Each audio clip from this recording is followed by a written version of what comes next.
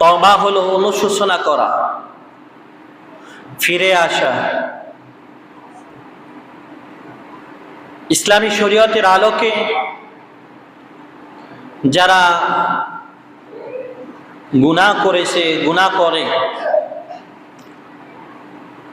সে গুনাহ থেকে ফিরে আসার জন্য যে ইরাদা করে ফিরে আসে, এটাই হলো তওবা। বলি আলহামদুলিল্লাহ। তওবা হলো নিজের গুনাহ থেকে আল্লাহ সুবহানাহু ওয়া তাআলার কাছে ক্ষমা চাওয়া,